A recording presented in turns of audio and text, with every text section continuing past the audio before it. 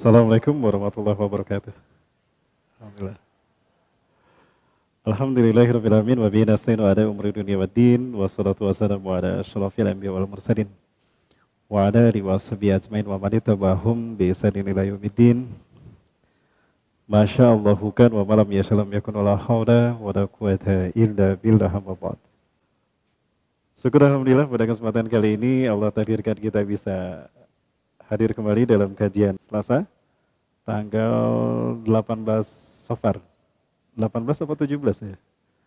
18 Safar ya, 1442 Hijriah. Bertepatan dengan tanggal 6 Oktober 2020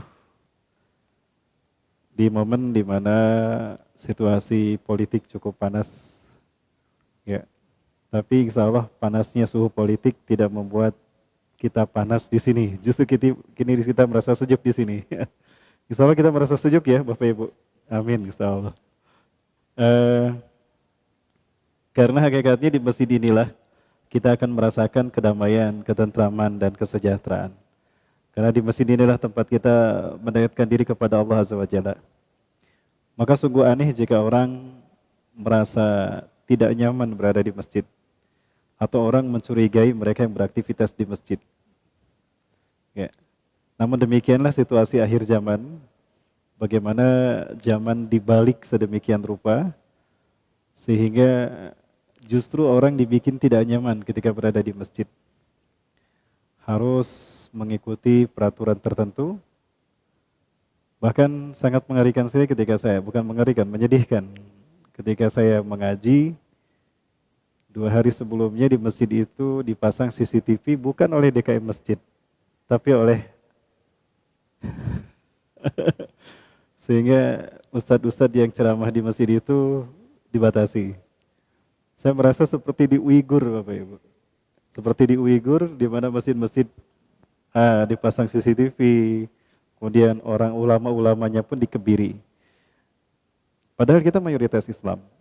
Dan kita banyak ulamanya, kita banyak ustadznya dan banyak pejuangnya. Demikianlah ketika kita tidak bersatu, demikianlah ketika kita tidak berjamaah, betapapun kita mayoritas. Rasulullah SAW menjelaskan hal ini kepada kita. Yadullahi ma'al jamaah. Pertolongan Allah, perlindungan Allah ketika umat Islam ada berjamaah. Berjamaah dalam arti kita satu komando. Namun jika kita berpecah belah, kita tidak berjamaah, betapapun kita mayoritas, kita tidak memiliki kekuatan. Bahkan izzah kita, nilai kita, kehormatan kita hilang di mata manusia, apalagi di mata Allah. Sehingga Ali bin Abi Thalib, karamallahu wajhah, beliau pernah mengatakan, Al-haqqu bila nizam, yaglibuhul batil bin nizam. Kebenaran yang tidak terstruktur, kebenaran yang tidak terorganisir, kebenaran yang tidak terpimpin, itu akan kalah oleh kebatilan yang terstruktur dan terpimpin. Betapapun kebatilan itu minoritas. Hari ini kita merasakan bagaimana mereka yang berakal sehat tapi tidak memiliki keberanian untuk berjuang dan tidak bersatu kalah sama mereka yang kehilangan akal sehatnya. Betapapun mereka sedikit. Gatal saya pengen komentar. Baik, Bapak Ibu rahmati Allah Subhanahu wa taala, kali ini kita akan membahas materi tentang manusia yang paling utama sebagaimana disebarkan di dalam media sosial Instagram dalam pemberitaan terkait dengan kajian kali ini. Nampaknya infokusnya belum menyala ya. Ini nggak bisa nyala kalau pakai HP saya ini. Kang Guten. Ya. Berbicara tentang manusia yang paling mulia, Bapak Ibu rahmati Allah, kira-kira jika ditanyakan siapakah manusia yang paling mulia, jawaban kita siapa? Nabi Muhammad. Kenapa Rasulullah? Kenapa Nabi Muhammad? Karena akhlaknya beliau adalah akhlak Al-Quran. Ya. Baik. Alhamdulillah. Sudah nyala? Ya. Itu akhir pembahasan kita. Ya. Tapi walaupun demikian jawaban Bapak Ibu ini benar. Jawaban Ibu benar bahwa manusia yang paling mulia, bahkan makhluk yang paling utama dan makhluk yang paling mulia adalah Rasulullah SAW. Sebelum Allah menciptakan langit dan bumi, justru Allah sudah menciptakan Rasulullah Muhammad SAW. Sehingga saya ragu kalau dikatakan Nabi Adam manusia yang pertama diciptakan. Menurut saya manusia yang pertama diciptakan bukan Nabi Adam, tapi Rasulullah SAW. 50.000 tahun sebelum langit dan bumi ada, Allah sudah menciptakan Rasulullah dalam bentuk cahaya, Nur Muhammad, cahaya Muhammad. Adapun secara fisik yang lahir ke dunia pertama kali adalah Nabi Adam alaihissalam. Ya. Maka tidak salah kalau nanti kita lihat ada satu hadis tentang keutamaan Rasulullah dibandingkan dengan semua makhluk Allah. Ada di dalam hadis yang terakhir nanti kita bahas. Baik, selain Rasulullah SAW, yang paling mulia lagi siapa? Atau kapan seseorang dikatakan mulia? Ukurannya apa? Ya? Al-Quran. Betul, itu baik. Bapak Ibu rahmati Allah, ada satu pandangan yang cukup menarik.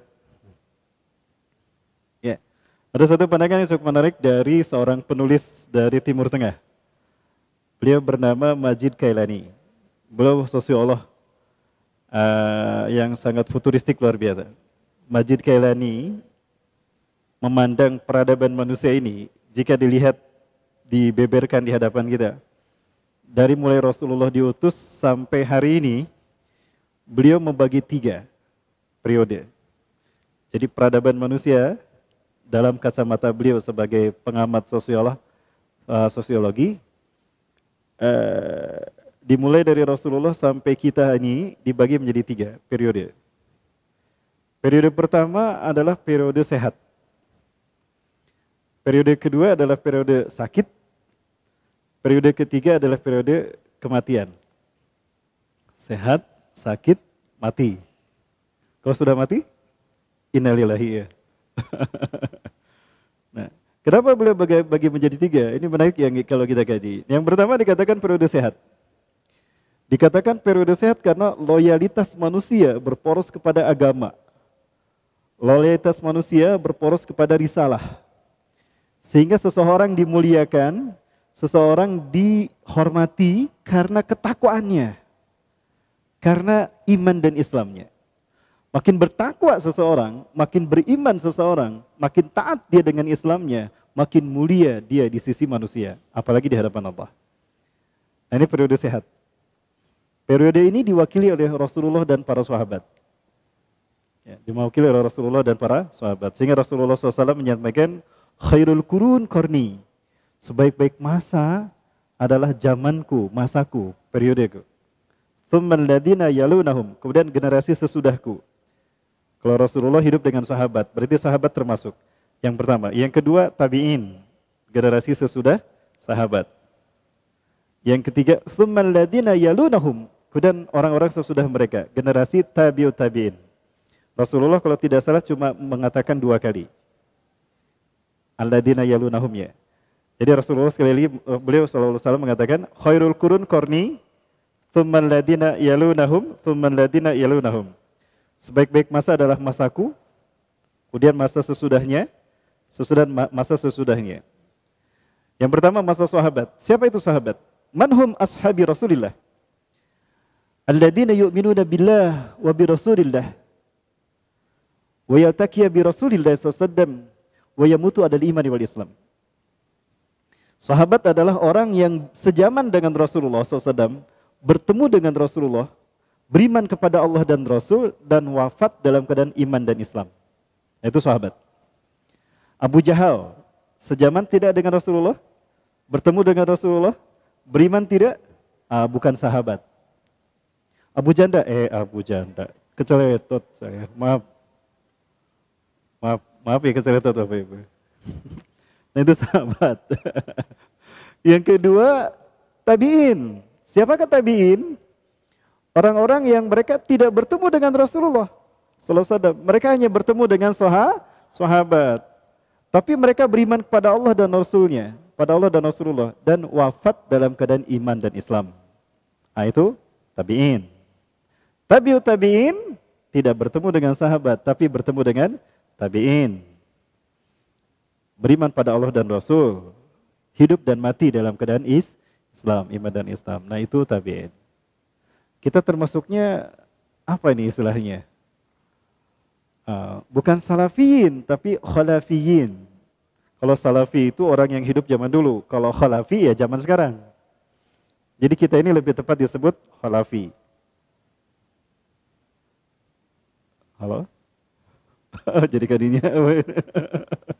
Baik, Bapak Ibu rahmati Allah Subhanahu wa taala. Nah, itu kata Rasulullah SAW. Nah, itu sebaik-baik kurun.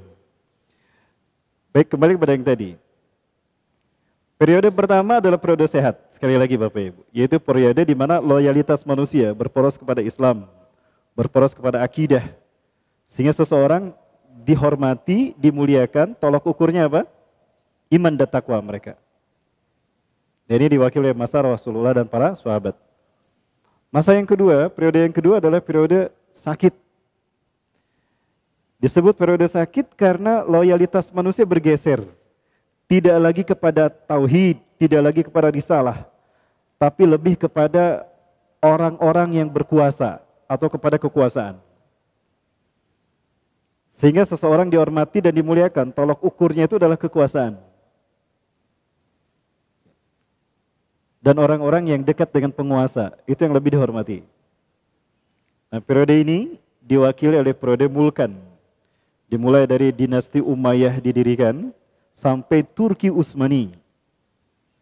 Ya, dimulai dari dinasti Umayyah sampai Turki Utsmani. Ada berapa fase itu? Ada berapa dinasti?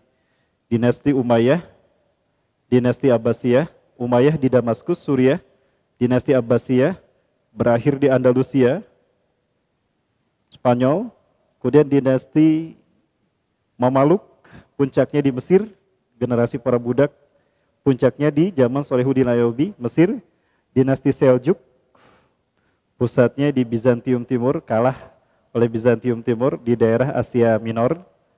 Kemudian yang terakhir Turki Utsmani, berakhir di 1924. Nah, itu semua adalah wujud dari periode sakit, di mana loyalitas manusia berporos kepada kekuasaan dan orang-orang yang berkuasa, serta mereka yang dekat dengan penguasa. Periode yang ketiga adalah periode kematian. Disebut periode kematian karena loyalitas manusia, ya cita hidup manusia, citranya itu bukan lagi kepada agama, apalagi agama, tapi lebih kepada kekayaan dunia. Artinya karakteristik peradaban saat itu lebih kepada hedonis materialis. Hedonis materialis. Sehingga seseorang dimuliakan karena kekayaannya. Seseorang dihormati karena kekayaannya. Dan bahkan kekayaan ini menjadi satu citra yang pasti didapatkan ketika seseorang berkuasa. Sehingga orang beramai-ramai, mereka berlomba-lomba berkuasa. Karena di balik kekuasaan itu ada kekayaan. Betul? Tapi di zaman inilah manusia mengalami kematian. Ya, karena manusia betul-betul menghambakan diri kepada dunia. Dan kondisi umat Islam itu mengalami kondisi yang terparah dalam sisi akidah. Ya, mereka bukan hanya terkena oleh penyakit hedonis materialis, tapi lebih kepada wahan. Virus wahan menjangkit mereka. Ya, bukan hanya virus COVID-19, tapi virus wahan. Apa itu wahan? Hubbud dunya wa karahiyatul maut. Cinta dunia dan takut mati. Sehingga tidak ada niatan untuk memperjuangkan agamanya. Tidak ada niatan untuk membela agamanya. Karena takut kehilangan dunia. Dalam kondisi seperti itu, umat Islam terhina di hadapan Allah dan dinistakan oleh musuh-musuhnya. Na'udzubillah, summa na'udzubillah. Periode sakit ini adalah zaman kita hari ini. Betul? Jadi kita dalam keadaan kondisi kematian. Kalau begitu sama-sama ucapkan innalillahi wa inna ilaihi raji'un. Ya. Baik Bapak Ibu rahmati Allah. Dalam kacamata Al-Quran, seseorang dianggap mulia adalah karena takwanya. Betul? Al-Quran tidak memandang ras. Tidak ada rasial dalam Islam, tidak ada rasis. Kulit hitam dan kulit putih tidak ada bedanya. Beda hanya dalam casingnya saja. Tapi Allah tidak melihat lahir ya. Yang Allah lihat adalah hati. Inna Allah la yanzuru ila suwarikum wa ila ajsamikum. Allah tidak melihat kecantikan kalian. Allah tidak melihat kehebatan fisik kalian. Walakin Allah yanzuru ila qulubikum wa amalikum. Tapi Allah hanya melihat hati kalian dan juga amal perbuatan kalian. Kenapa Allah juga melihat amal ibadah? Karena amal ibadah, perbuatan, ucapan, tingkah laku, itu keluar merupakan gambaran dari isi hati. Betul? Bapak Ibu berarti Allah. Ketika ada sebuah teko, ketika teko ini dikeluarkan, isinya kopi misalnya, ya itulah warna teko. Ya. Ketika teko itu berisi teh, maka yang dikeluarkan, yang keluar adalah teh, bukan kopi kan? Itulah teko. Begitu pula dengan manusia. Ketika yang keluar dari ucapannya kebaikan, ketika yang keluar dari tindak tanduknya adalah kebaikan, berarti gambaran hatinya baik. Namun ketika yang keluar keburukan, kejahatan, tipu daya, caci maki dan sebagainya, maka isi hatinya adalah buruk, hatinya pun buruk. Simpelnya seperti itu para sekalian. Nah, di mata Allah, manusia dinilai mulia adalah karena ketakwaannya. Ini kita bicara secara umum Bapak Ibu. Ya, sebagaimana firman Allah dalam Quran surat Al-Hujurat ayat ke-13, Inna akramakum indallahi atqakum. Sesungguhnya orang yang paling mulia di antara kalian di sisi Allah adalah yang paling takwa. Pertanyaannya, apakah arti takwa? Ya.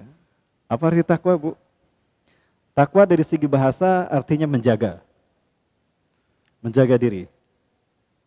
Ketika kita datang ke pengajian ini, agar murabi bawa kendaraan kita parkir di tempatnya, lalu kita kunci. Nah, itu takwa. Ya. Tapi kalau kita biarkan parkir di mana aja nggak dikunci, nah itu nggak takwa. Itu kata Umar bin Khattab. Ya. Adapun takwa dari segi istilah umum, ijtinabu awamirillah, imtisalu awamirillah, wajtinabu nawahillah. Melaksanakan semua perintah Allah dan meninggalkan larangan Allah, itu takwa. Nah, namun takwa yang sesungguhnya kata Rasulullah SAW adalah takwa yang di dalam Al-Quran disebutkan surat Ali Imran ayat 102. Gimana bunyinya? A'udzubillahi minasyaitonirrajim. Ya ayyuhalladzina amanu taqullaha haqqa tuqatih wa la tamutunna illa wa antum muslimun. Nah, takwa haqqa tuqatih. Ya ayyuhalladzina amanu, hai orang-orang beriman, ittaqullaha, bertakwalah kamu kepada Allah haqqa tuqatih, dengan sebenar-benar takwa kepadanya. Pertanyaannya, seperti apakah takwa yang sebenar-benarnya takwa? Rasulullah SAW sendiri yang menjelaskan. Di dalam tafsir ayat ini, tafsir Ibnu Katsir, halaman sebelah kanan, beberapa baris paling bawah, itu Rasulullah SAW bersabda, bahwa takwa haqqa tuqatih itu ada 3 unsurnya. 3-tiganya harus ada. Salah satunya tidak ada, pincang dia. Nggak bisa disebut takwa yang sebenar-benar takwa. Yang pertama, ayyuta'a fala yu'sa. Hendaklah Allah senantiasa ditaati dan jangan pernah dimaksiati. Ini unsur takwa yang pertama. Selalu taat pada Allah dan tidak pernah maksiat. Yang kedua, ayyushkara fala yukfar. Hendaklah Allah selalu disyukuri dan jangan sekali-kali dikufuri.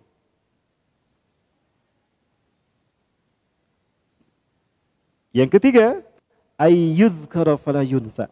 Allah selalu diingat dan jangan pernah dilupakan sekalipun. 3 hal ini, ayyuta'a fala yu'sa, taat tidak maksiat, ayyushkara fala yukfar, syukur tidak kufur, ayyuzkara fala yunsa, ingat tidak lupa, ada pada diri seseorang, layaklah dia disebut takwa. 102.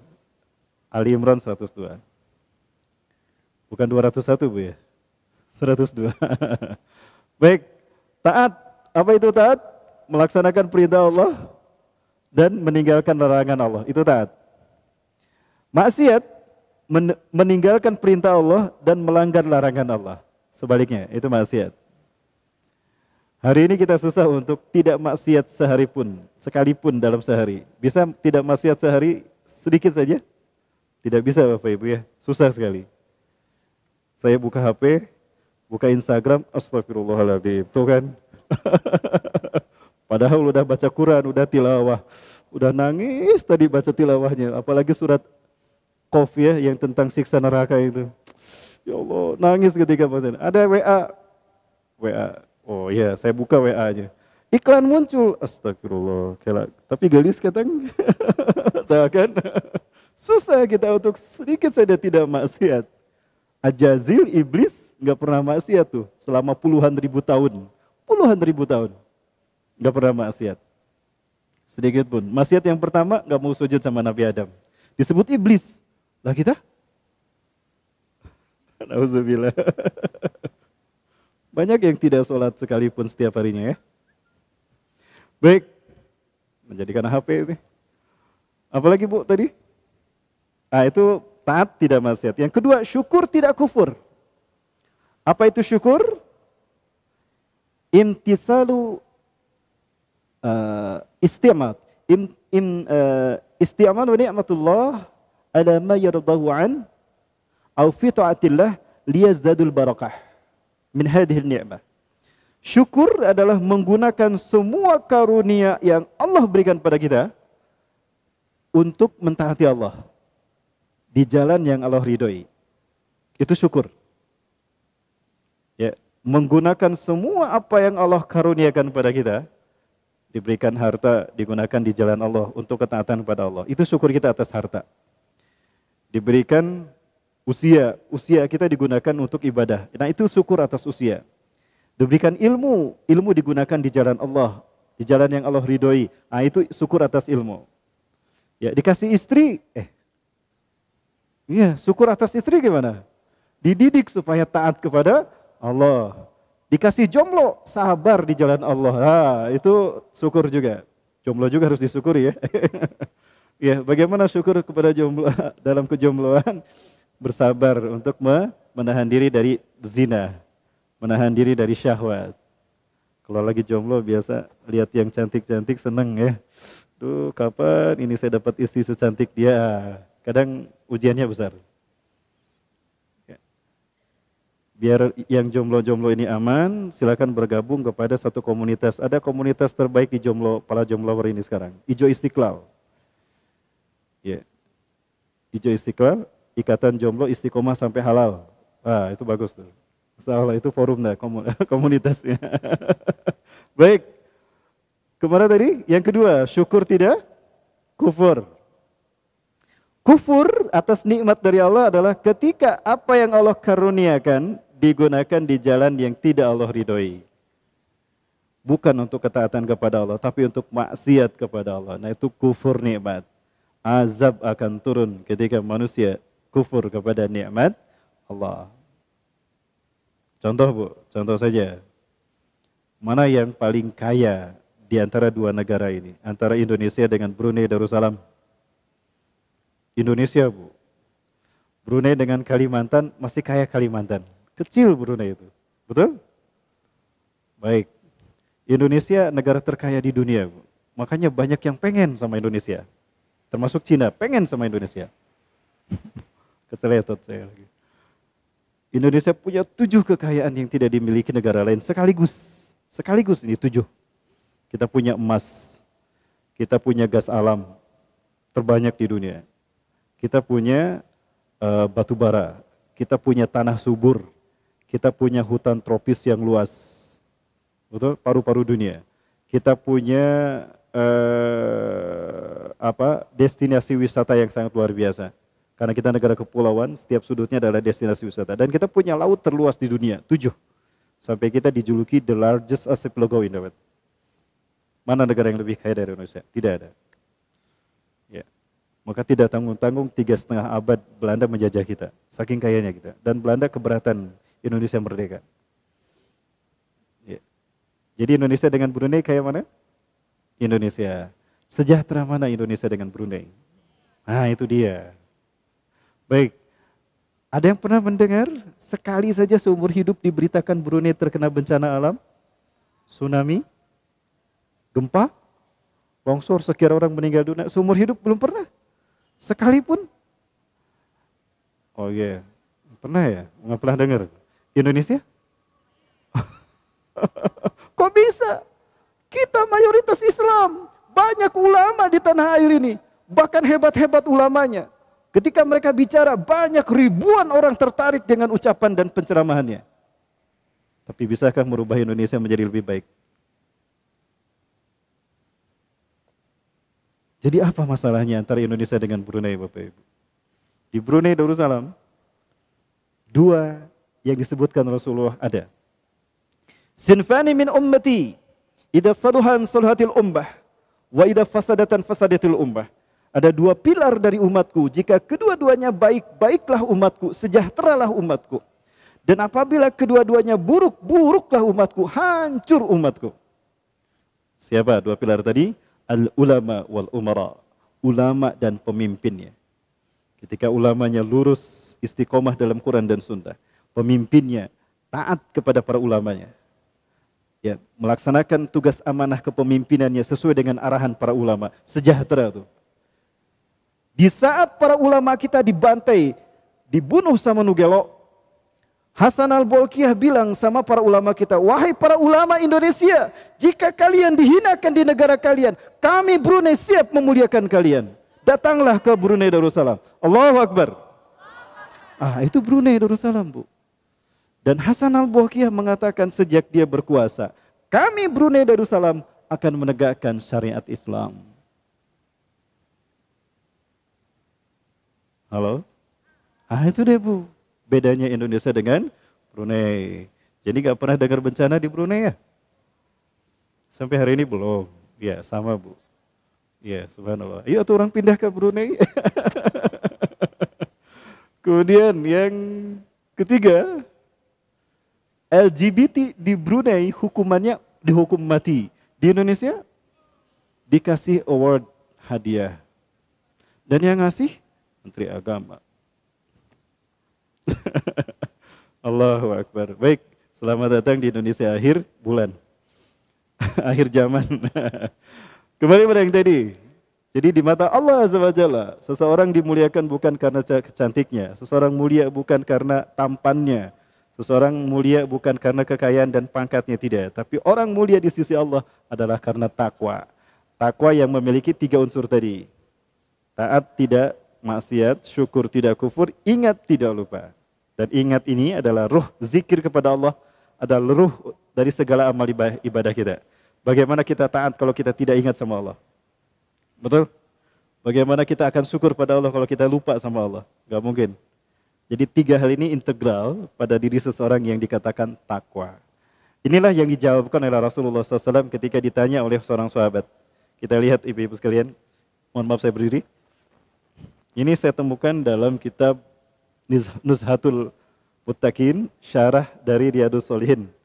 Juz pertama halaman 84. Kita lihat ini hadis yang pertama dalam bab takwa. Bab takwa. Wa ammal ahaditsu fal awwal, adapun hadis-hadis terkait dengan bab takwa, fal awwalu, maka yang pertama, an Abi Hurairah radhiyallahu an, dari Abu Hurairah, semoga Allah meridhoi Abu Hurairah, qala, ia berkata, kila, ditanyakan kepada Rasulullah SAW. Artinya seseorang bertanya kepada Rasulullah SAW. Ya Rasulullah, wahai Rasulullah, man akramun nas, siapakah orang yang paling mulia? Siapakah manusia yang paling mulia? Apa jawaban Rasulullah? Qala atqahum, yang paling takwa dari mereka. Itulah yang paling utama. Itulah yang paling mulia. Faqalu, lalu mereka berkata lagi, laisa an hada nas'aluka, bukan tentang itu yang kami tanyakan. Oh, bukan itu ya? Ya. Kemudian kalau begitu fa Yusufu Nabiullah ibnu Nabiillah ibni Khalilillah. Kalau begitu Yusuf alaihissalam, Nabi Allah, putra Nabi Allah, putra Nabi Allah, putra kekasih Allah. Siapa coba? Nabi Yusuf alaihissalam, dia adalah Nabi Allah. Putra Nabi Allah, putra Nabi Yakub, putra Nabi Allah, siapa? Nabi Ishak, putra kekasih Allah, Nabi Ibrahim. Qalu, mereka berkata lagi, laisa hada nasuluka, bukan itu yang saya tanyakan ya Rasulullah. Loh, kok bukan lagi? Maka kemudian Rasulullah berkata, "Fa'an ma'adinil Arabi tas'aluni." Lalu tentang pembesar Arab mana yang kalian tanyakan kepadaku? Yang paling takwa bukan, orang yang mulia bukan. Luar biasa. Rasulullah sebutkan Nabi Yusuf. Sudah mah cakep, cakep tampan ya. Orang-orang menganggap beliau bukan manusia, beliau malaikat. Saking dahsyat ketampanan Nabi Yusuf, ada orang nggak sadar dia motong apa? Jarinya sendiri. Masya Allah, iya mah lain jelema, iya mah malaikat. Oh, nyeri. Gak sadar, saking terkesimanya pandangan mereka ketika melihat Nabi Yusuf alaihissalam. Udah tampan luar biasa, takwa luar biasa. Bapak Ibu, kalau kita baca kisah Nabi Yusuf luar biasa, saya nggak sadar meneteskan air mata. Bagaimana perjuangan Nabi Yusuf alaihissalam. Happy ending ceritanya, luar biasa. Ya, siapa Nabi Yusuf? Ayahnya Nabi Yakub alaihissalam. Ibunya Rahel. Rahel namanya ya. Cinta pertamanya Nabi Yakub itu Rahel. Kalau Nabi Yusuf cakep seolah-olah malaikat, berarti ayah ibunya cakep dan cantik ya? Pasti. Gak kebayang cakepnya Nabi Yakub dan gak kebayang cantiknya istri saya. Si Rahel, keceletot, amin. Ada istri saya? Ya. Baik, kemudian ternyata bukan itu yang mereka tanyakan. Faqala, maka Rasulullah bersabda, "Fa'an ma'adinil Arabi tas'aluni." Lalu pembesar Arab mana yang kalian tanyakan? Maka kemudian Rasulullah membatasi jawabannya, "Khiyaruhum fil jahiliyah wa khiyaruhum fil Islam idza faquhu." Kalau begitu, orang yang paling mulia di antara kalian adalah orang yang baik ketika masa jahiliyah dan juga dia paling baik ketika dia setelah masuk Islam. Itu pun jika mereka faham dengan Islamnya. Itulah orang yang mulia. Nah, ini gambaran orang yang mulia di sisi Allah, orang yang utama di sisi Allah secara umum. Secara umum. Nah, secara physically, secara derajat khusus, siapakah mereka yang mulia? Ini jawabannya. Oke, baik Bapak Ibu sekalian, ini syarah dari kitab hadis ini. Kita lihat hadisnya. Hadis yang ini kita baca tadi. Ya, ini muttafaq alaih. Wa faquhu bidammil qaf alal masyhur wa hukiya kasruha. Dibaca kasrah, ya. Alimu ahkam syar'i. Orang yang faqih di sini adalah orang yang paling paham hukum syariat kata Rasulullah. Nah, kita lihat maksud dari hadisnya. Akram ismu tafdil. Minal kiram, dari kemuliaan. Wa aslu kasratul khair. Orang disebut akram, paling mulia, adalah orang yang paling banyak kebaikannya. Ya, selain daripada keburukannya. Ibnu Nabilah, Nabi Yakub alaihissalam, ini sudah kita bahas, ya. Sampai kepada Nabi Ibrahim. Nabi Ibrahim itu semua putranya jadi nabi. Yang pertama Nabi Ismail jadi nabi. Yang kedua Nabi Ishak jadi nabi. Bahkan dari Nabi Ishak ini lahir 123.978 nabi. Itu dari Nabi Ishak. Dari Nabi Ismail cuma satu nabi, Nabi Muhammad. Dan itu pun sejarak 2.600 tahun. Baru lahir Nabi Muhammad. Itu Nabi yang terakhir. Subhanallah. Dari ibu-ibu lahir berapa Nabi? Oh, enggak ada. Nabi Sko barangkali. Baik. Ibu Khalilullah Nabi Ibrahim alaihissalam. Ma'adin jami ma'adinun. Wahuwa munbitul jawahir min zahabin wa nahwa. Wa aslu kulli syai' wal muradu huna qabailul Arab. Jadi maksud ma'adin di sini adalah para pembesar Arab. Faqahu al-fiqhu fil lugha al-fahmu, yang faham tentang agamanya. Baik. Kita lewat yang itu Bapak sekalian, waktu kita tidak banyak. Kemudian ini ada contoh orang yang mulia. Bapak Ibu rahmati Allah Subhanahu wa taala, keyakinan kita yang harus kita tanamkan bahwa Allah tidak pernah menyia-nyiakan keimanan seorang manusia. Maka kita tidak boleh meremehkan manusia. La tahtakir man dunak, fa inna likulli syai'in maziyah. Jangan kau hinakan orang yang kalian pandang rendah. Tukang mulung misalnya. Jangan kita anggap hina mereka. Mereka lahir bukan kebetulan. Tapi Allah punya rencana besar di balik lahirnya mereka. Ada orang yang cacat. Lalu dia duduk pinggir jalan menggantungkan hidupnya pada pemberian orang lain. Dia tidak hina. Demi Allah, jangan katakan dia hina. Dia lahir karena kehendak Allah. Betapapun kondisinya cacat. Ada tujuan Allah. Ada rencana besar Allah untuk melahirkannya. Maka jangan pernah memandang hina dari fisik seseorang. La tahtakir man dunak, fa inna likulli syai'in maziyah. Karena setiap manusia punya kelebihan tersendiri. Ya. Baik, Bapak Ibu mati Allah. Nah, kemudian maka Allah tidak pernah menyia-nyiakan kebaikan seseorang. Hatta orang yang imannya sebesar biji zarah, sebesar biji sawi, Bapak Ibu. Gak kebayang orang yang imannya sebesar biji sawi seperti apa? Kita bicara orang yang paling hebat imannya setelah Rasulullah. Siapa? Abu Bakar. Abu Bakar As-Siddiq itu orang yang paling mulia setelah Rasulullah SAW di zaman Rasulullah hidup. Kualitas imannya Abu Bakar 2 kali lipat kualitas imannya Umar. Berarti Umar setengah dari Abu Bakar. Tapi kualitas imannya Abu Bakar itu luar biasa. Bintang di langit berapapun jumlahnya tidak terhitung, gak ada artinya dibandingkan dengan keimanan Umar bin Khattab. Kita insya Allah ya. Insya Allah aja jawabnya, Bu. Adakah bintang bisa kita pegang satu saja? Tidak, Bu. Bintang itu besar. Matahari bisa kita pegang? Tidak.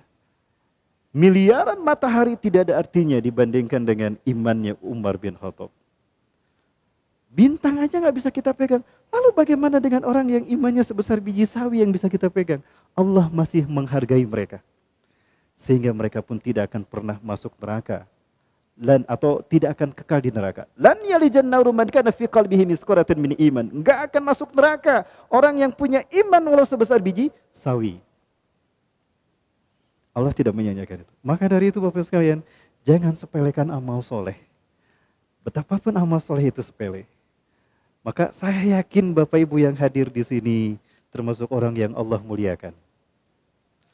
Berikut ini ada satu cerita dari Syekh Hisham Al-Burhani. Beliau seorang ulama dari Suriah. Ceritanya luar biasa Bapak Ibu. Saya menangis ya, menghayati luar biasa. Ini Allah perlihatkan betapa Allah tidak menyia-nyiakan amalan seseorang. Termasuk hadirnya Bapak Ibu ke majelis ini. Bapak Ibu termasuk yang sedang diceritakan oleh beliau. Mau kita simak sama-sama? Pernah mendengar cerita beliau? Belum? Mau mendengar? Baik, jangan kemana-mana setelah yang satu ini. Tetap bersama saya.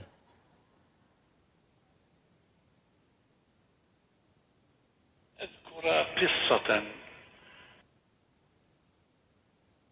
أو شواهد على هذه القضية. عندنا في دمشق تربة وهي المقبرة، وكلنا نعرف التربة والمقبرة، الدحداح مشهورة وفيها نعم أولياء وفيها علماء وفيها مجاهدون وفيها شهداء. تربة مشهورة في دمشق، كل من عرف دمشق يعرف هذه التربة. كان فيها رجل يعمل حفار، يعني بينزل الأموات على القبر. جاءت في يوم من الأيام امرأة وطلبت من الحفار أن يحفر لها قبرا. حفر القبر وبعد ساعة جاءت الجنازة وليس معها كثير من الناس، يعني بضعة رجال. أنزلت الجنازة إلى الأرض وفتح صندوق الجنازة وحمل الميت ودلي في القبر، وكانت الحفار في القبر تسلم الجثة وأراد أن يضعه في القبر. في هذه الأثناء ينفتح القبر ويصبح روضة من رياض الجنة. أنا أقول هذه حادثة ولا من قصص ألف ليلة وليلة، وإنما قصة واقعية. أغمي على الرجل لما ورأى اثنان جاء على أصيل فرس وأخذ الميت وذهبا به. أغمي على الحفار، فاللي حول القبر ما رأوا ما رأى هو الذي رأى فقط هو الذي رأى. رشوا عليه ماء وسحبوا طالعوه من القبر، كانت المرأة مضت. ما لك؟ قال له والله رأيت عجبا، رأيت كذا كذا كذا. سبحان الله، قالوا لعله هذا واهم، لعله كذا، وتركوا. مضت شهور، جاءت المرأة مرة ثانية بعد شهور وطلبت من الحفار أن يحفر قبر. حفر القبر، جاء الميت حمله ووضعه في القبر، ففتح له روضة من رياض الجنة، وجاء ملكان أخذاه ومشى. لكنه تجلد، ما أغمي عليه، وعلى طول خرج من القبر وتبع هذه المرأة. تعالي، ما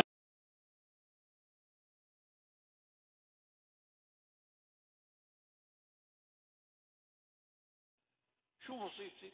قال هذا ولدي، أصبت به، وكان قبله عندي ولد آخر أصبت به من أشهر. قال أنت صاحبة الرجل الأول؟ قالت نعم. ما لك؟ لماذا تسأل؟ قال والله رأيت عجبا، الأول لما وضعته فتح روضة من رياض الجنة، والثاني كذلك. ماذا كان يعمل هذا وذاك حتى عاملهم الله بهذا الأمر وكان لهم هذه الكرامة العظيمة؟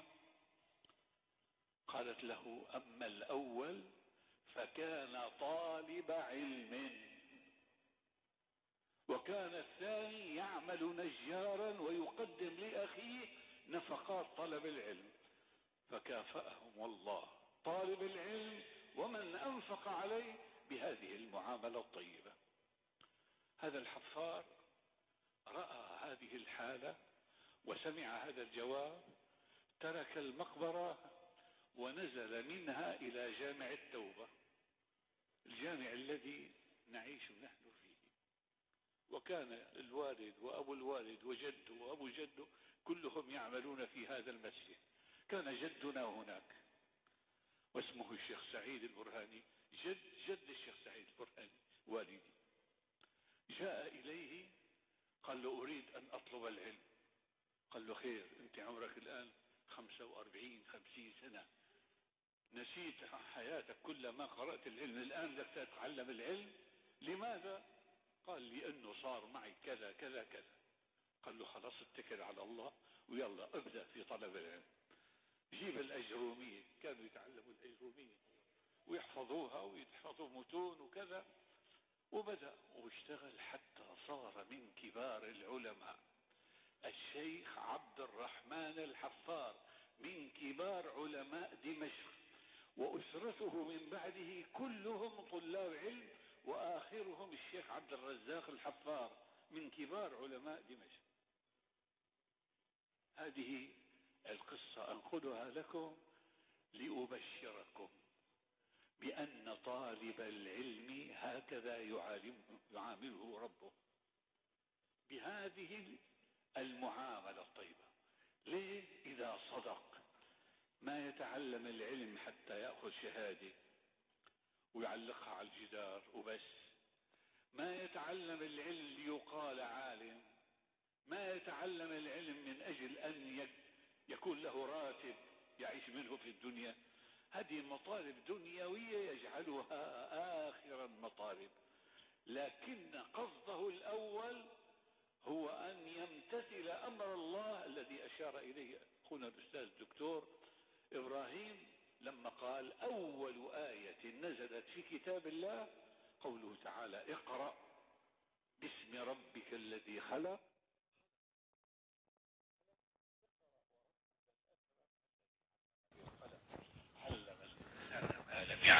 Baik, Bapak Ibu yang dirahmati Allah. Nah, itu tadi satu fakta di mana Allah memuliakan mereka yang menuntut ilmu dan mereka yang memuliakan para penuntut ilmu dengan membiayai mereka supaya mereka bisa menuntut ilmu. Pesantren adalah tempat orang-orang yang memang good looking, betul-betul good looking, bicara mereka bagus, nggak pernah berbohong. Mereka disebut good looking karena akhlak mereka bagus. Tidak seperti yang di istana, astagfirullah, bukan istana negara, bukan, jangan kesana kemari Bapak Ibu ya. Di istana yang megah maksud saya, jadi salah ngomong lagi ya Bapak Ibu sekalian. Aduh, jadi susah ngomong di akhir zaman kayak gini ya. Takut ada yang kesinggung, Bapak Ibu. Nah, jadi Bapak Ibu sekalian yang hadir di sini niatnya menuntut ilmu kan? Karena Allah Azza wa Jalla. Maka saya yakin Bapak Ibu akan dimuliakan Allah seperti itu. Pesantren adalah tempat para santri menuntut ilmu. Bukan untuk menjadi radikal dalam arti teroris. Itu sungguh penghinaan. Pandangan yang sangat salah. Allah memuliakan mereka.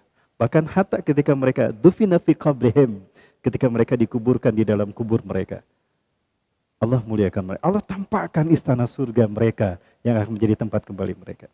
Dan juga orang-orang yang punya harta, lalu hartanya dia gunakan untuk membantu mereka yang menuntut ilmu. Bersedekah ke pesantren agar pesantren itu hidup dengan ilmu-ilmu yang bermanfaat. Maka itu pun adalah ciri orang yang mulia. Nah Bapak Ibu rahmati Allah, semua ini sekali lagi, Allah tidak akan pernah menyia-nyiakan amaliyah seseorang. Betapapun sedikit imannya, Allah tidak menghinakan seseorang. Kita pernah mendengar cerita atau sering mendengar cerita dari para ustadz kita tentang seorang penzina. Apa itu zina Bapak Ibu? Jangan diterjemahkan. Zina itu bukan jijik tapi ngenah, bukan. Zina itu perbuatan yang keji. Pandemi ini terjadi gara-gara orang terang-terangan dan bangga dengan perbuatan zina. Itu nasihat Rasulullah SAW kepada para muhajirin. Dalam kitab An-Nihayah fil Fitan wal Malahim karya Al-Hafiz Imam Ibnu Katsir rahimahullah halaman 29. Sebelah kiri bagian bawah. 5 baris bagian bawah.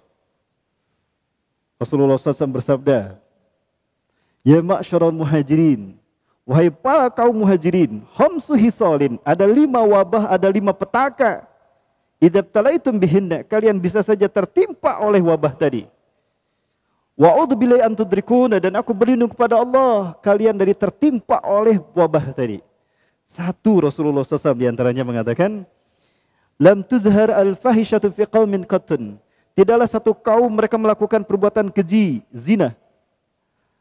Hatta yu'linu biha, lalu mereka terang-terangan dan bangga mereka berzina. Dikasih hadiah juga. Bosan dengan sesama berlawanan jenis, dengan sesama jenis mereka berzina. Dan mereka pang-pang dan mereka hadiahkan. Masya Allah. Illa fasyafihimut ta'un, melainkan Allah akan menimpakan pandemi penyakit ta'un kepada mereka. Satu. Kemudian wal auja'u allati lam takun madha fi aslamihimul ladina madha, dan mereka akan ditimpa kelaparan yang belum pernah terjadi sebelumnya. Jadi aneh kelaparannya. Zaman dulu kelaparan itu karena tidak ada makanan yang akan dimakan. Karena tidak ada pangan, tidak ada logistik, makanya kelaparan.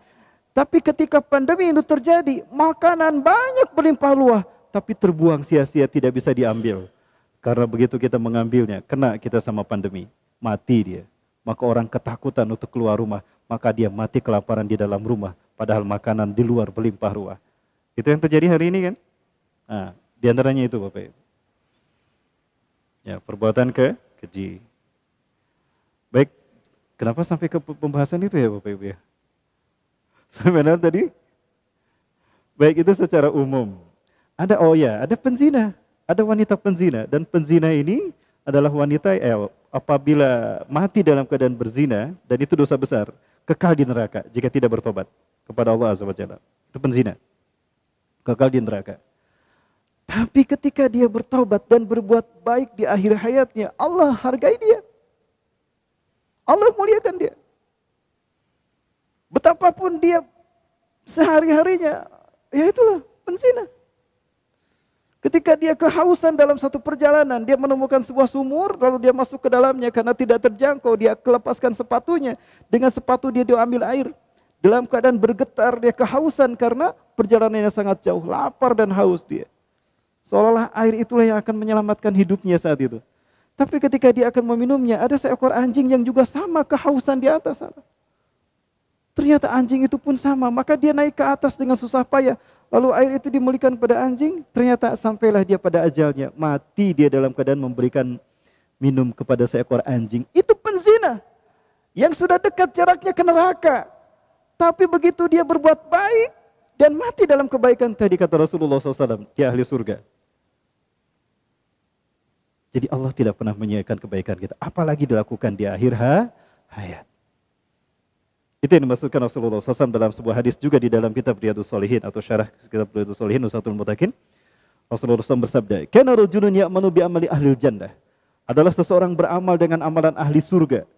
Fa kana bainahu wa bainal jannah kida shibrin. Sehingga tercipta jarak yang sangat dekat antara dia dengan surganya, sajengkal. Di Soledad kebruk ke surga. Saking dekatnya dengan surga dan saking hebat amal ibadahnya. Lakinna fi akhir hayati ya'maluna bi amali ahli nar wa mata fihi dahulan nar. Tapi sayang sekali di akhir hidupnya dia berbuat perbuatan ahli neraka, mati ketika berbuat dosa tadi, masuk neraka kata Rasulullah. Padahal antara dia dengan surga tinggal sejengkal. Oke. Asik ya. Gebruk. Ajalnya sampai itu, udah. Bapak sekalian. Nah demikian, masuk neraka kata Rasulullah. Sebaliknya, wa kana rajulun ya'malu bi amali ahli nar. Adalah seseorang selama hidupnya beramalan dengan ahli neraka, dosa-dosa dan maksiat yang dia lakukan. Fakana bainahu wa bainan nar kida shibrin, sehingga jarak antara dia dan dengan neraka tinggal sejengkal. Fi Soledad gebrus takkan neraka. Lakinna fi akhir hayatih, tapi di akhir hidupnya ya'malu bi amali ahli jannah. Dia beramal dengan amalan ahli surga. Wa mata fi, lalu dia mati ketika beramalan amali surga. Masuk surga kata Rasulullah, dahulal jannah. Tadi kayak penzina tadi. Nah, sekali lagi Bapak Ibu, ini harus menjadi bagian dari keyakinan kita. Allah tidak pernah menyanyiakan amal ibadah seseorang, sekalipun sepele, betul? Tapi yang sepele itu bisa menjadi penyelamat dia dari neraka. Bapak Ibu sekalian, kalau kita lihat bagaimana jeritan orang ahli kubur, jeritan mereka ahli neraka, ahli kubur saja, karena ahli neraka belum terisi, nerakanya belum terisi. Para ahli kubur yang mereka disiksa di dalam kuburnya, mereka berdoa kepada Allah dan meminta kepada Allah setiap saat. Di saat mereka merasakan sakitnya dan panasnya siksa kubur. Rabbana arji'na ila dunya sa'atan satajiduna insya'aka minas salihin. Ya Allah, kembalikan kami ke dunia sesaat saja. Pasti Engkau dapati kami termasuk orang-orang yang soleh. Menarik kata-kata ini. Ahli kubur yang sedang disiksa di kuburnya, mereka meminta kepada Allah dikembalikan ke dunia sesaat saja. Agar mereka bisa mendapati orang yang soleh. Pertanyaannya, kenapa dia meminta sesaat? Lama mana sesaat dengan semenit? Lama sesaat dengan semenit lama mana? Lama semenit kan? Sesaat kemudian URB datang. Ada semenit? Tidak. Tapi kenapa dia minta sesaat? Tidak minta 1 hari, tidak minta 1 tahun. Karena di saat itulah mereka faham arti waktu sesaat ketika digunakan untuk kebaikan. Betul? Menyelamatkan dia dari neraka yang na'udzubillah mengerikan. Maka jangan sia-siakan amal soleh, betapapun dia sepele. Sekalipun senyum di mata saudara kita, itu sedekah. Itu pun Allah catat sebagai kebaikan. Bahkan niat untuk berbuat baik, nggak jadi dilakukan, dicatat 1 kebaikan kok. Bahkan niat berbuat jahat, awas kamu ya, udah nggak kuat saya. Tapi aduh kasihan nggak jadi, dicatat 1 kebaikan tuh. Berniat melakukan keburukan, nggak jadi dilakukan, 1 kebaikan. Karena dia menghalangi, menyelamatkan orang lain dari keburukan dirinya. Subhanallah. Tapi sangat buruk sekali ketika berniat kejahatan lalu diputuskan di tengah malam untuk melakukan kejahatan tanpa orang yang dijahatinya tahu. Itu sangat jahat sekali. Buruk itu ya Bapak Ibu. Baik. Bapak Ibu rahmati Allah Subhanahu wa taala. Ada satu pandangan yang sangat keliru menurut saya ketika mengatakan para ulama-ulama adalah satu kelompok aliran tertentu dikatakan lebih mulia dari para nabi dan rasul. Ya, terkait dengan kalimat wali Allah. Ya, sebentar Bapak Ibu. Ya, terkait dengan pandangan siapa wali Allah yang dimaksudkan di dalam Al-Quran. Ada yang mengatakan wali Allah inilah manusia yang paling mulia. Memang, jika kita kaitkan dengan ayat ini. Surat Yunus ayat ke-64, 62-64. Kita lihat ayatnya. A'udzubillahi minasyaitonir rajim. Ala inna awliya Allahi la khawfun alaihim wa la hum yahzanun. Ingatlah, sesungguhnya para wali-wali Allah tidak ada ketakutan bagi mereka sedikit pun, ya, tidak ada ketakutan atas mereka sedikit pun. Wa la hum yahzanun, dan tidak pula mereka bersedih hati. Jadi yang namanya wali-wali Allah itu mereka nggak pernah takut dan nggak pernah sedih. Apa itu takut? Takut adalah perasaan khawatir atas sesuatu yang akan terjadi. Aduh, sieun kieu itu takut. Orang-orang yang digelari wali Allah nggak akan pernah takut dengan apa yang terjadi. Di dalam tafsir Ibnu Katsir dijelaskan, la khaufun ala ahwalis sa'ah, ahwalil qiyamah, wa fitnatu qablaha. Mereka tidak khawatir dan mereka tidak takut dengan apa yang terjadi nanti di hari kiamat. Bahkan mereka pun tidak takut dengan fitnah-fitnah sebelum hari kiamat. Karena mereka sudah menjadi wali Allah. Mereka sudah merasa ada bersama Allah Azza wa Jalla. Karena mereka selalu merasa dihadirkan Allah kepada diri mereka. Itu muraqabatullah. Merasa selalu didampingi Allah. Kemanapun mereka selalu merasa diawasi Allah. Maka bagaimana mereka takut kalau Allah bersama mereka? Ya. Walahum yahzanun, dan mereka pun tidak bersedih hati ala ma qad mada fid dunya. Atas apa yang telah tertinggal di belakang mereka dari dunia. Sedih ditinggalkan orang tercinta, sedih kehilangan harta karena istiqomah, sedih dipecat dari pekerjaan karena berkata benar. Tapi orang-orang yang digelari wali-wali Allah, mereka tidak sedih. Karena dunia tidak ada artinya dibandingkan dengan apa yang Allah janjikan di akhirat. Betul? Nah, itu wali-wali Allah Bapak sekalian. Yang dimasukkan di dalam Quran surat Yunus ayat ke-62 dan 64. Dan ini yang kita lihat di dalam tafsir Ibnu Katsir. Nah, ini juz kedua. Saya lupa halamannya, halaman berapa. Ini saya fotokan langsung dari tafsirnya. Yukhbiru ta'ala anna awliya'ullah, anna awliya'ahu, Allah Ta'ala yang maha tinggi, memberitahukan pada kita, anna awliya'ahu, bahwasanya wali-wali Allah, wahumul ladina amanu wa kanu yattaqun, adalah orang-orang yang beriman dan mereka bertakwa kepada Allah.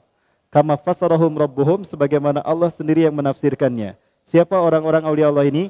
Alladzina amanu wa kanu yattaqun, yaitu orang-orang yang beriman dan mereka bertakwa. Jadi jangan hanya satu ayat yang dibaca lalu mereka terjemahkan sendiri. Nah, ada sekelompok orang yang melakukan itu. Bahkan mereka mengatakan wali Allah ini lebih mulia dari malaikat, bahkan lebih mulia dari Rasulullah Muhammad SAW. Itu wali-wali Allah. Ya. Bahkan alam semesta yang diciptakan Allah, bahkan arsy Allah sendiri tidak ada artinya dibandingkan dengan sendal wali-wali Allah. Sampai dia berkata begitu. Saya tidak bisa habis pikir, kok ada orang yang meyakini itu sebagai ajaran agama. Tapi ada, Bu. Dan itu ada di Indonesia, bahkan di kota Bandung. Sebelah sana, Bu. Sebelah sana. Mau saya perlihatkan siapa mereka. Nah, ini orang yang salah memahami siapa wali Allah itu di dalam ayat ini. Padahal sudah dikatakan, alladzina amanu wa kanu yattaqun, yaitu orang-orang beriman dan mereka bertakwa pada Allah. Lahumul busra fil hayatid dunya. Allah memberikan kabar gembira di dalam kehidupan mereka di dunia. Wa fil akhirah, apalagi di akhirat, Allah gembirakan dengan surga. La tabdila li kalimatillah. Tidak ada perubahan pada ketetapan-ketetapan kalimat Allah tadi. Dzalika huwal fawzul adzim, itulah keberuntungan yang sangat besar. Tapi ada orang yang salah memahami siapa wali Allah tadi. Nah, kita lihat kelompok yang satu ini. Saya kira Bapak Ibu paham siapa yang saya maksudkan.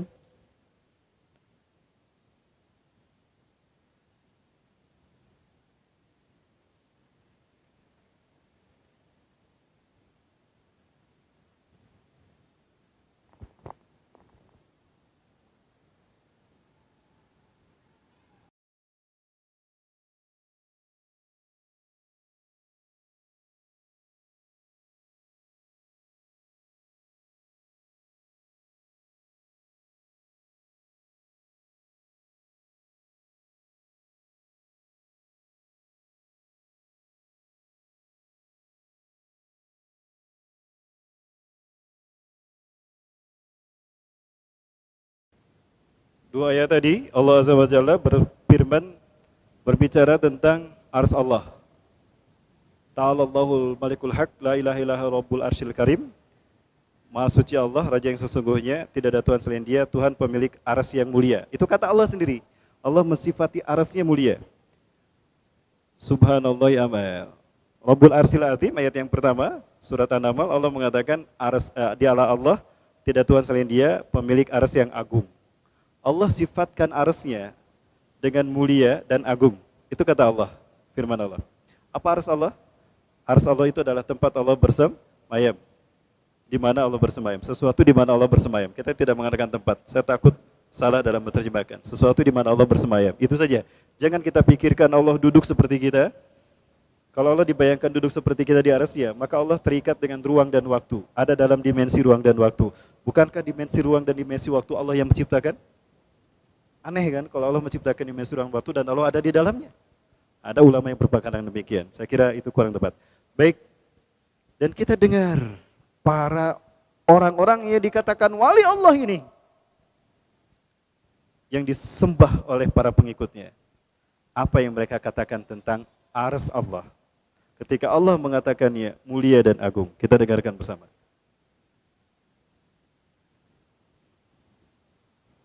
Ini dia orang-orangnya. Semoga Allah melaknat mereka Bapak Ibu. Amin.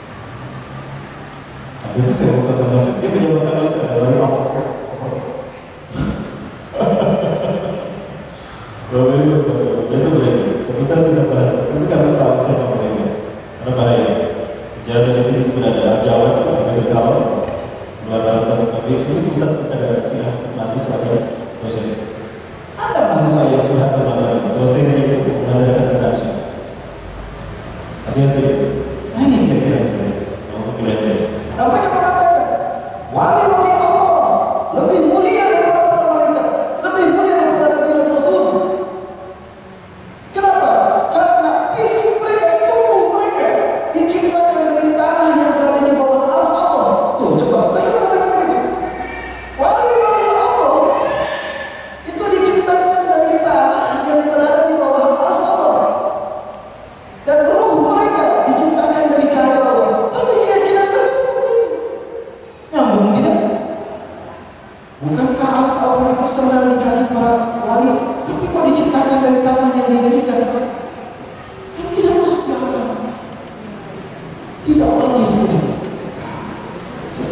pemahaman agama, ajaran atau firqah-firqah yang bertentangan dengan Quran Sunnah. Yahudi punya peran besar untuk menciptakan jangan ragu.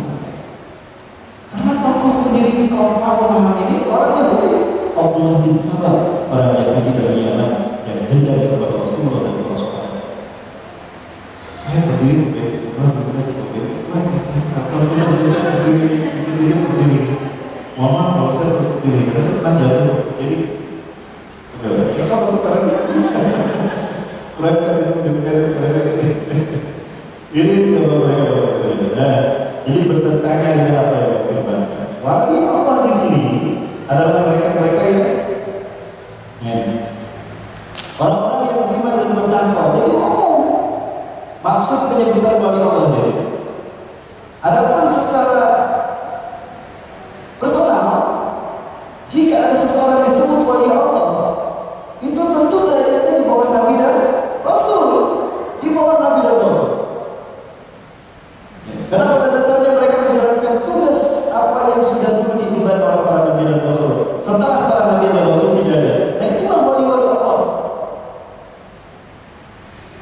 Dan mereka Allah muliakan. Bahkan siapa yang menyakiti mereka, Allah mengumumkan perang kepada mereka. Man adani waliyan, kata Allah dalam hadis qudsinya, firman Allah dalam hadis qudsinya, man adani waliyan faqad adantuhu bil harb. Barang siapa yang menyakiti wali-waliku kata Allah, maka aku umumkan perang kepadanya. Itulah nama bangsa kita dalam titik muslim. Itu Allah sedang memerangi bangsa ini karena mereka menghinakan wali-wali Allah, para ulama, para habaib. Betul?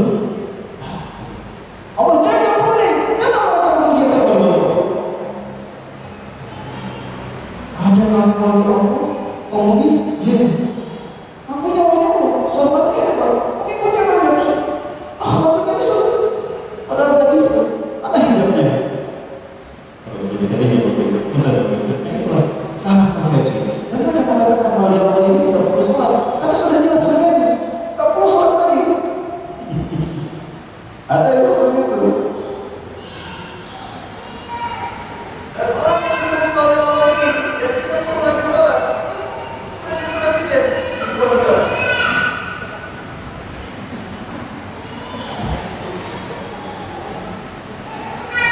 Pernah jadi presiden dia di sebuah negara.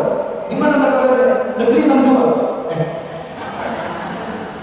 Di luar negeri, bukan di Indonesia. Luar negeri. Dia menjadi presiden. Dia nggak perlu sholat, karena sudah jadi wali Allah, sudah dijamin masuk surga kok. Rasulullah manusia yang paling mulia, dia sholat sampai bengkak kakinya. Dia nggak sholat. Aman.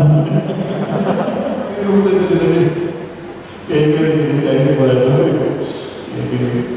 Ya. Sampai sholatnya pun dibengkak. Kemana Ustaz? Nggak ada. Kalau sholat, kenapa sholatnya dibengkak? Atas ada di masjid. Tapi sholatnya malah dibengkak terus. Bingung saya. Di kita sholat dulu dibengkak jauh. Macam bedanya. So, enak dibengkak. Oh, ini terus telepon. Sudah ada dulu. Tapi sholatnya dibuka. Sholat apa? Kan maksud dia. Tapi banyak pengikutnya. Dan putusnya luar biasa. Dicium kakinya melakukan air minumnya. Mencuci kakinya terus sudah diminum. Bahkan kotorannya dimakan. Karena mereka berdoa, kotorannya dimakan. Agama macam apa yang dibangun menghinakan manusia tidak masuk di akal manusia. Tapi itulah mereka.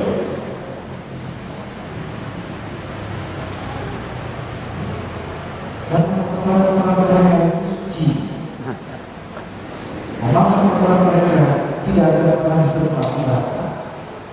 Dan artinya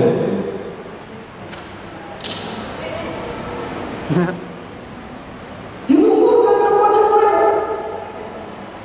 Jadi wali-wali mereka ini DAP-nya di sebuah apa itu namanya? Nampak?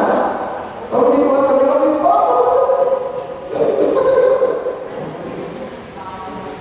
Ini kalau kita tidak sudah lagi dasar itu. Nah, pada